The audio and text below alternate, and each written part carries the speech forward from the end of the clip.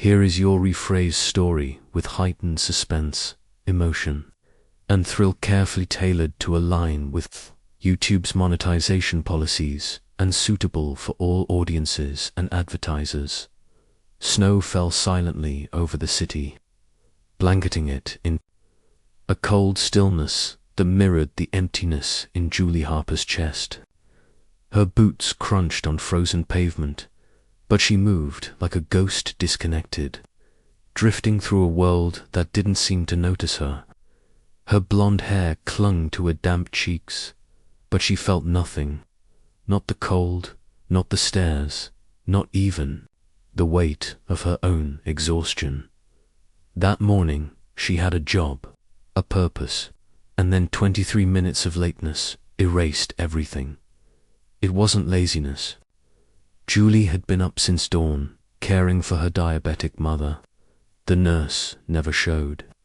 She skipped breakfast, rushed out with trembling hands and guilt tightening in her throat. But her manager hadn't cared. "This is the third time," he said, and just like that, she was no longer needed. Now, the city moved around, her laughing, thriving while she sat motionless on a snow-covered bench, trying not to shatter until she noticed them. A man and a small child curled beneath a cafe awning, wrapped in a single thin coat. No bags, no stroller, no destination, just surviving. Julie's heart pounded. Her instincts warned her. They were strangers. She had nothing. But then her mother's voice echoed in her mind. If you can still help someone when you have nothing, that's when it means the most. She stood up, barely able to breathe, and crossed the snow-covered sidewalk. I have a warm place. I made soup earlier, just for tonight." The man looked up, guarded but kind. The little girl clung to him, silent, her cheeks flushed pink. For a moment, the world stood still. Then, "Thank you," he said softly, "truly." Inside Julie's tiny apartment, warmth returned to the room, to her chest, to something deeper, something she thought was gone. The girl's name was Diane, the father, Matt. Their clothes were damp, their faces weary, but they smiled when she handed them bowls of soup. They laughed quietly when Diane said it smelled like a restaurant. They fixed things, broken drawers, leaky faucets, broken spirits. Julie hadn't smiled in weeks. That night, she laughed. Diane made a bracelet, crooked bright green, with plastic beads. "For you," she whispered. "You smiled at me first." Julie held the child, tears slipping down her cheeks. She hadn't been seen in so long, like this. Not for her heart. By morning they were gone. The couch folded, dishes cleaned, the apartment silent, but on the table sat a white handkerchief and a note. "Thanks, E," inside the handkerchief. A crayon drawing. Julie, smiling, holding Diane's hand under a sky full of stars. She clutched it to her chest, her breath catching. They were strangers. One night, and yet, it had changed everything. In the days that followed, rejection came in waves. Resume after resume, no answers. A woman at one office looked her over and said coldly, "You're too soft." Julie walked home that night with aching feet and shame burning behind her eyes. Then the hospital called. Her mother had a heart attack. She couldn't afford a cab, could barely afford hope. That night, back home, the bracelet still hung on the fridge. Julie stared at it with shaking hands. She almost pulled it down, almost threw it away.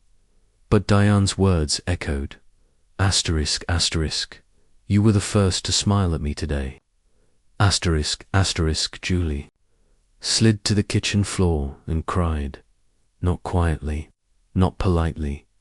She cried for everything, and when it was over, she was still there, still breathing. Days later, the call came. An unfamiliar number. A voice from corporate. The CEO would like to meet you. He asked for you, by name. Julie almost laughed. A mistake, a cruel joke. She arrived the next morning in her best clothes, heart pounding, stomach in knots. The receptionist escorted her to the top floor. Executive suite. The door opened. Damned, she froze. It was him, Matt. And then asterisk, Julie. Diane ran across the room, throwing her arms around her like nothing had changed. Julie could barely speak. Matt smiled. I bought Westbrook. Her old company. I wanted to thank you properly, he said, and offer you a chance, a real one. He handed her a job, offer one that would change her life. A role where her heart, her resilience, would finally matter. Julie stared at the numbers, the title. Her hands trembled.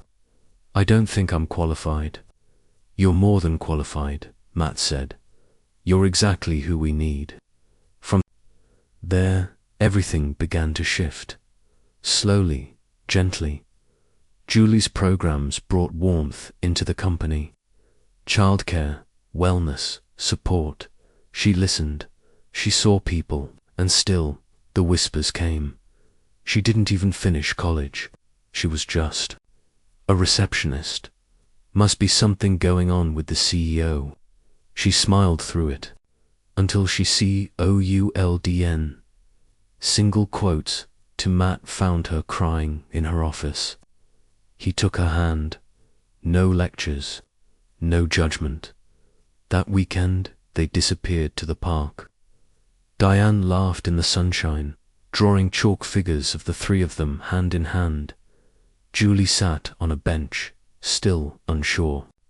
Still hurting then, Matt whispered. Maybe it's time they know the truth. And so, the town hall happened. Matt stood in front of the entire company. She saved us, he said. She didn't know who I was. She didn't care. She just helped. And because of that, I wear this bracelet every day. He held up the green wire band, crooked and beautiful. She is the heart of this company, because she reminded me what matters. Silence filled the room. Then applause. Wave after wave. Julie cried, this time with joy. And still life had more surprises. Her mother's health returned. Diane's weekends became routine. Sprinkles on everything, crayon drawings on the fridge. Then one day, during a company gala, Matt stepped on stage with Diane at his side. He dropped to one knee, pulled out a small velvet box. Asterisk, Julie Harper, will you be our forever home? Asterisk, tears streamed down her cheeks. She knelt beside Diane and whispered, asterisk, yes, 1,000 times, yes. Asterisk, their wedding was simple. Soft sunlight, wild daisies. Her mother walked her down the aisle. No bouquet, just the bracelet on her wrist. And when they kissed beneath the swaying trees, Diane cheered, we did it. Later, they walked the lakeside. Path, Julie, Matt, and Diane, a family, not built by blood or titles, but by kindness, by courage, by one open door on a snowy night. Asterisk,